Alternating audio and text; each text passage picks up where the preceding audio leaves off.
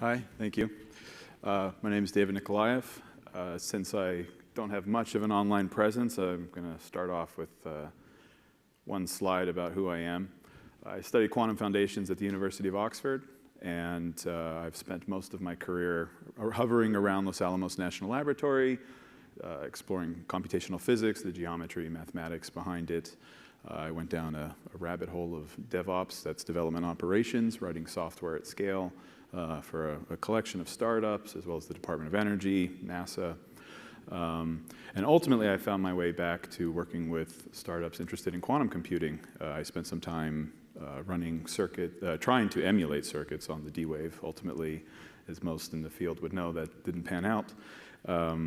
But ultimately, my heart is in education. I watched my father run an IT school as I was growing up, and it's always fascinated me how people learn. And I've been fortunate enough to make a living out of it. And so now I'm at the New Mexico Consortium building out quantum education outreach, ultimately, is our goal. So the New Mexico Consortium is a nonprofit based in Los Alamos. Think Oppenheimer, Christopher Nolan's movie, the famous Manhattan Project. So we're tucked away in beautiful New Mexico. It's a nonprofit corporation of all the universities really in New Mexico. And ultimately the goal is to facilitate and increase research collaborations between the universities, Los Alamos National Laboratory, as well as most important, industry, to try and foster workforce development and ultimately generate pipelines for students to learn and then get into the industry and help perform innovative and impactful science. So we support research teams all over multiple fields, but obviously I'm going to focus on quantum computing today. So the reason I'm here to give this talk is there's a project we have, the Quantum Cloud Access Project, that's out of Los Alamos National Laboratory, and the goal is to bring together access to all the different quantum vendor platforms to the national lab scientists so they can explore all of their experiments across multiple platforms, not just benchmarking, but actual real-world problems, ultimately into nuclear applications, things like that. So with respect to the case study, I'm going to focus on this big high-level goal of democratizing user workflows, ergo the classic Greek image. So there are obviously some challenges to view quantum computing in a cloud environment. Classic clouds are trying to get everything away from your business, from your infrastructure, and let someone who's an expert perform that, i.e. Google, Azure, AWS, and really create everything as a service, meaning high levels of abstraction. You don't need to worry about how things are deployed under the hood, virtual machines, containers, you don't care. You should have a nice dashboard in the cloud. Quantum clouds are very different than that because most of the users, at least the scientists who are trying to explore what the chips can do, what kind of new physics can they explore, they want direct access. And that's typically against the traditional cloud model. You don't really get to see the hardware. You're playing in a virtual machine or a container. Additionally, in classic clouds, you can just go to the cloud's documentation, play with an example, and it's pretty quick to iterate outside of that. But with quantum cloud, you see an example problem, maybe it's a sphere packing problem, and then great, you've run that example, but how do you iterate out of it to perform some new out-of-the-box challenge? So that's kind of setting the context, right? There's a difference in the clouds, but also now when you think about the science you want to do and develop algorithms, both classical and quantum algorithms are very hard. As you probably saw this morning at Professor Aronson's talk, we really still don't have a firm, complete mastery of computational complexity classes. So it's not to say that classical algorithm development is easy, but quantum has superposition, entanglement, contextuality, as hopefully everyone knows. So it's not as intuitive to kind of figure out how do I want to put some equations into my code and run it.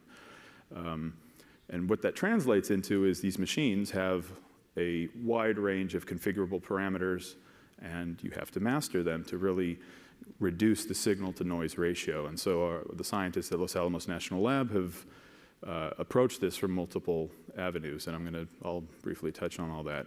But ultimately, the take-home is that most quantum platforms need hardware expertise to get the most out of them. Seems like an obvious statement, but in terms of roadmaps to how businesses should engage the labs and how the lab scientists should engage the commercial platforms, it has quite the relevance.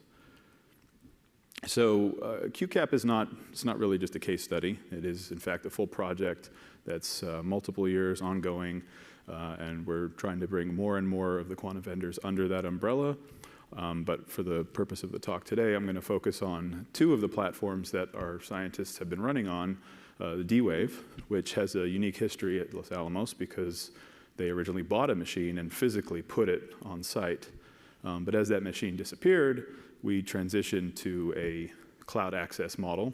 And then we've also been working very closely with QEra, first on their analog system, Aquila, and actually I have a slide where I link to this announcement. You can go to QEra's announcement page to see that there's this large collaboration with their new fault-tolerant machine. As a brief aside, I'm going to quickly touch on what sort of had to happen on the software side under the hood, and that includes federated user management and how to monitor tasks. So federation, right, just means you have this structure to delegate who's in charge, really. And so with user management, the vendors, of course, have their own databases of users. The national lab has their own identity provider. And so we at the consortium, being in the middle, actually providing that access, we need to be tracking everything. And so federation is just naturally the right model, where we don't want to go build our own system, our own database of users. That's overkill and a point of failure. Likewise, with resource allocation, this is more reflective of the fact that the scientists really want to be autonomous. They don't really want to be constantly engaging with management to figure out how much time they have and not. And so we have this bucket system where there's a baseline amount of hours available on each machine, and then as we evolve the automation, they can request more and more time, and it's pulled back from a yearly bucket. So it really gets the precision of how much time they use very accurate, and that's important for the next slide. So I'll come back to that. And again, as I mentioned previously, ultimately the scientists want to have very direct access to run on the quantum hardware. No middleware, they don't want another point of failure, as well as they want to control all of their data. So at the consortium, trying to set up all of this access across multiple vendors, how do we do this without, so basically as little interaction as possible, but we also don't want to just leave the users to have to figure out the access on their own.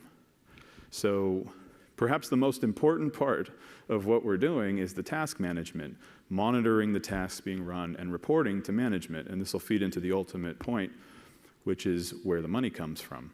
So it might seem boring, but it's actually the most revealing on why we need to democratize user workflows.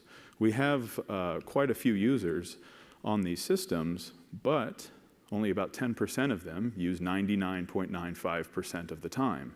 Now, some of that's reflective of the fact that the scientists work in teams, they talk with each other, they work on the whiteboard, and then there's typically one power user who knows how to actually execute the jobs. But upper management doesn't want to see that. They would like to see everybody using the machines. And so this is our fundamental challenge, why the purpose of the case study is to democratize user workflows. And again, we have this complication under the hood, but not the focus of this talk, which is if we're not supposed to write any new software, how do we achieve that? Well, that's through the DevOps part of relying on infrastructure as code and having one dashboard where everyone can see their usage and ultimately see the reporting. So very high level, I'm not going to deep dive into the physics experiments themselves. So I actually am focusing on all these sub-bullets to build up to the narrative here, where sometimes they need to custom configure the machines. From there, once they have a custom configuration, they have to hack the chip to really get everything out of it that they want. And both of those steps require a lot of close collaboration with the hardware vendors. And so that's great, and I actually think that's a very good model. But some teams want to build the expertise themselves, locally, and have their own hardware expertise. And so ultimately, all of that converges into getting to collaborative development with the vendors so workflows are easier. So one cool experiment that a team is doing, they want to visualize spin-onons. These are quasi-particles on a 1D lattice. And ultimately, they hope to observe some Friedel oscillations. And in order to do that, they wanted to run on the QEra neutral atom platform. They can't run that just through AWS as it's set up normally, because it required a very special premium access feature where they shorten the row spacing. So that was a very clear example of working back and forth with the vendor to do that. As soon as QEra did that for us, we discovered certain qubits weren't behaving as they were supposed to. Again, a lot of back and forth. And ultimately, very good data came out. So the point of the bullets is just to show, and in terms of the case study, QEra is a much younger company than D-Wave that I'm going to talk about next. And so they don't have a full-blown API, not yet. But we're working with them on how we'd like to see that evolve. And so there's a lot of these pieces. There's a configuration in AWS to actually set the row spacing feature on, to turn that on. And then the actual scripts run through an API service called Zapier, and then the results are dropped in Google Drive.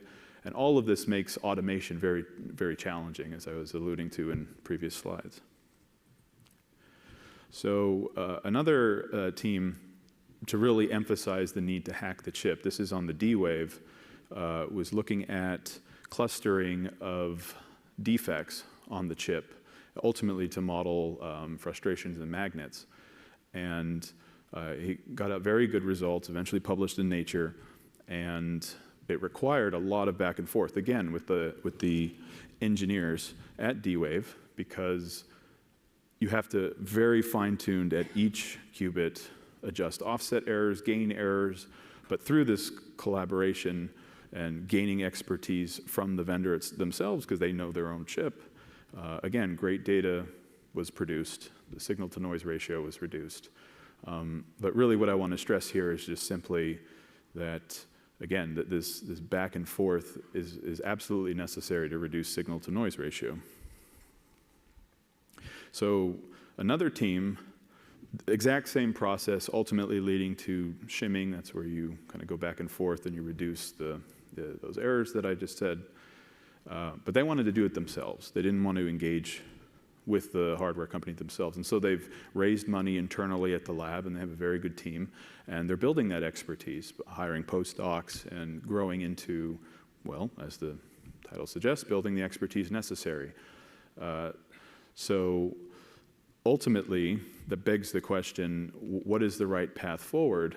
And collaborative development seems to be the right way to do that, right? Again, it seems obvious to state this, but the lab needs to work very closely with the vendors, but that's where there's a challenge, because then you have to open up to bidding, you've got government contracts in place, and so that's where the consortium has brought itself as a nonprofit to really help be the direct conduit between the two.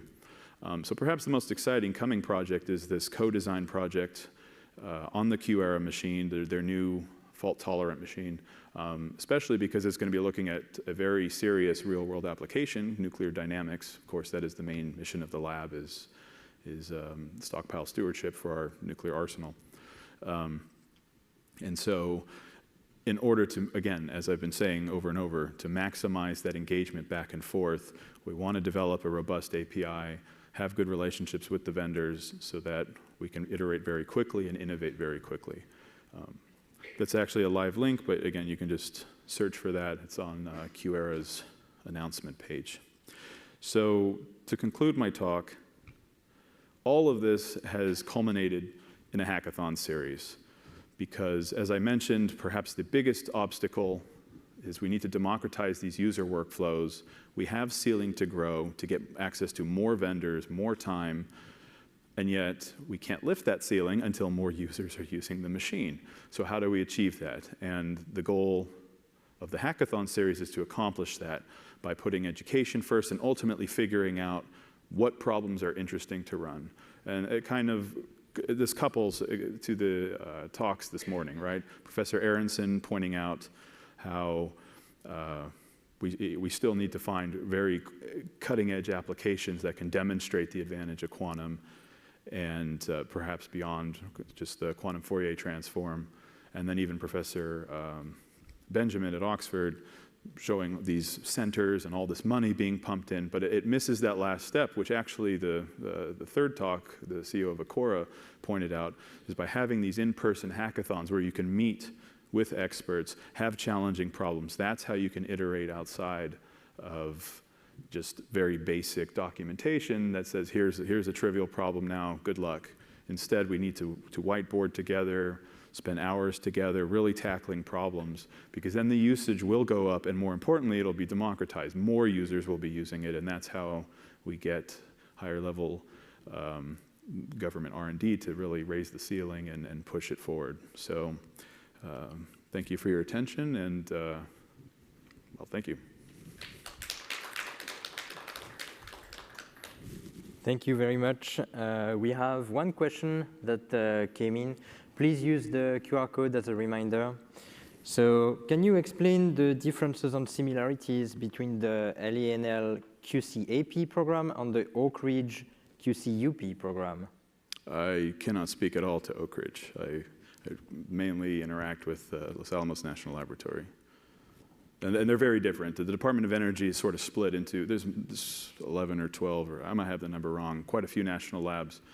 But high level, the 6 big ones, there's 3 NNSA, National Nuclear Security Agency labs, and there's 3 Open Office of Science labs. Los Alamos National Lab, Sandia National Lab, and Livermore National Lab, those are the NNSA ones, so that's where I have my experience. Oak Ridge is one of the open ones with also Argonne and Berkeley. So sorry I can't answer that question exactly, but. Yeah, thank you very much.